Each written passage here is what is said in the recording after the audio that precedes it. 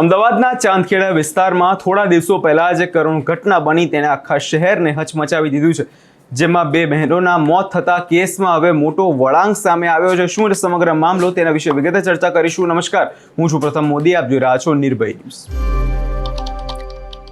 અમદાવાદના ચાંદખેડા વિસ્તારમાં જે બનાવ સામે આવ્યો, જેમાં ઢોસાના ખીરાથી થયેલ મોતના કેસમાં શરૂઆતમાં તો આ મામલો ફૂડ પોઈઝનિંગ જેવો દેખાતો હતો। જે ઘટનામાં એવું કહેવાતું હતું કે બહારથી લાવેલા જે ઢોસાનું ખીરું છે તેમાં બે બાળકીઓના જીવ ગયા હતા। હવે આ જ કેસમાં એક એવો ટ્વિસ્ટ આવ્યો છે જેને સાંભળીને તમે પણ ચોંકી ઉઠશો।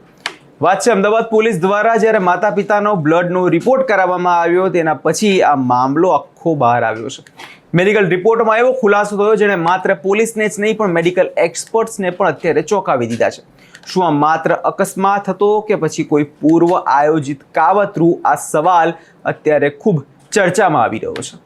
તમને યાદ અપાવી દઈએ ઘટનાની શરૂઆત ક્યાંથી થઈ હતી। તો ચાંદખેડાના પરિવારે પોલીસ સમક્ષ એવો દાવો કર્યો કે રાત્રે તેઓ બહારથી ઢોસાનું ખીરું મંગાવ્યું હતું અને ઢોસાના ખીરા ખાતરમાં ઢોસા બનાવવામાં આવ્યા। એ પછી દીકરીઓની તબિયત લથડી હતી। જોતામાં બંનેના કરુણ મોત નીપજી ગયા। માતા પિતાની તબિયત લથડી હોવાનું પણ સામે આવ્યું હતું અને પ્રથમ દ્રષ્ટિએ જોવા જઈએ તો આ કેસ ફૂડ પોઈઝનિંગનો જ મામલો લાગતો હતો। પણ મ્યુનિસિપલ કોર્પોરેશનની હેલ્થ ટીમો આ કેસમાં દોડતી હતી અને જે ડેરીમાંથી જે ખીરું લાવવામાં આવ્યું હતું ત્યાં દરોડા પાડવામાં આવ્યા, સેમ્પલો લેવામાં આવ્યા હતા। 150થી વધુ લોકોના ઘરે પૂછપરછ પણ કરવામાં આવી હતી કે એ જે પરિવારો જે ખીરું લઈ ગયા હતા જે તે સમયે એ પરિવારમાં પણ કોઈ એવું બીમાર પડ્યું છે કે નહીં, તે પોલીસ દ્વારા આ મામલે પણ તપાસ હાથ ધરવામાં આવી। જેમ જેમ તપાસ આગળ વધી એમ આ રહસ્ય વધુ ઘેરું બનતું હોય તેવું લાગ્યું।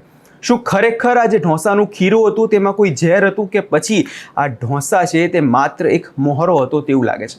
હવે વાત કરીએ એ વળાંકની, જેને આખી તપાસની દિશા જોવા જઈએ તો અત્યારે બદલી કાઢી છે। અમદાવાદ મ્યુનિસિપલ કોર્પોરેશન દ્વારા ખાનગી હોસ્પિટલના માધ્યમથી જે મૃતક બાળકી છે તેના માતા પિતાના બ્લડ સેમ્પલ્સ લેવામાં આવ્યા હતા।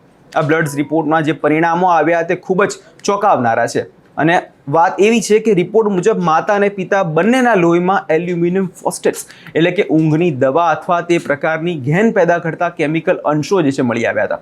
હવે અહીં સવાલ એ ઊભો થાય છે કે જો આ ફૂડ પોઈઝનિંગનો કેસ હતો તો લોહીમાં ઊંઘની દવા ક્યાંથી આવી?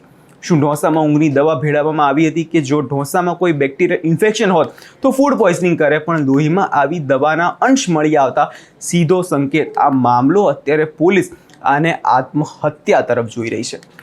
આ નવા ખુલાસા બાદ હવે એફએસએલની ભૂમિકા મુખ્ય બની ગઈ આ કેસમાં, કેમ કે નિષ્ણાંતો અત્યારે પૂછી રહ્યા છે કે શું આ આત્મહત્યા સામૂહિક આત્મહત્યાનો પ્રયાસ હતો? શું માતા પિતાએ જાણી જોઈને જે ઊંઘની દવા ગળી હતી અને સૌથી મહત્વનું તે માસૂમ બાળકીઓ પણ આવી કોઈ દવા આપવામાં આવી હતી કે નહીં? આ કેસમાં એ સૌથી મુખ્ય કડી છે। ચાંદખેડા પોલીસ હવે આ કેસને એક્સિડેન્ટલ ડેથથી આગળ વધીને એક સંભવિત ક્રાઇમ એંગલથી અત્યારે જોઈ રહી છે। માતા પિતાની તબિયત થોડી સુધરે તેના પછી તેમની કડક પૂછપરછ હાથ ધરવામાં આવશે જેવું પોલીસ દ્વારા કહેવામાં આવ્યું છે। પોલીસ આ કેસમાં હવે એ જાણવા માંગે કે જો તમે દવા લીધી હતી તો કેમ? શું કોઈ પરિવાર પર આર્થિક સંકળામણ છે કે પછી કોઈ માનસિક તણાવમાં છે કે પછી કોઈ ત્રીજી જ વ્યક્તિનો આ કેસમાં હાથ છે? તેવું પોલીસ અત્યારે દરેક એંગલથી આ કેસને જોઈ રહી છે। હાલમાં બંને બાળકીઓના પોસ્ટમોર્ટમ બાદ તેમના વિસેરા સુરક્ષિત રાખીને લેબોરેટરીમાં મૂકવામાં આવ્યા છે।